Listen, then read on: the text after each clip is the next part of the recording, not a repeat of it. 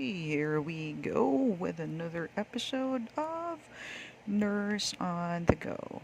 So, today, ang among gibisita kayo sa Vietnamese restaurant owned by the Abaca Group of Companies. Mo ni siya ang Fat Pho.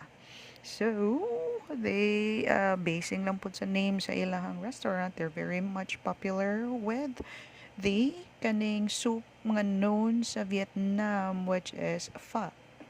So it's a mix of fresh veggies and then a mix of grilled nga mga meat.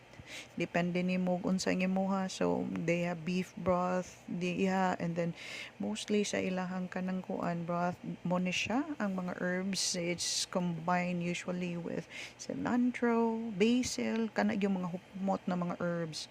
And once you dine in, you'll be provided this kanibitang murag guide na kanang unsaon nimo pag mix ang imuhang pho. And of course, you can never go wrong with their picture of juice nga mixed fruits. So kani siya refillable pa ni siya. Pwede ra ka mangayo nilag tubig, refill nila. It's more or less like just a tea, a very simple tea. And then, butangan lang nila o katong sugar syrup. So, mo na pwede ra sa kaka-refill og tubig na. Depende naman bahala na ka din ha. So, sa among fa, this is what we do. Para medyo naa siya sour gamay, we add like a little bit of their lime. Kani siya ang hoisin nila. If you wanted a little bit of salty sweet sa imuhang fa.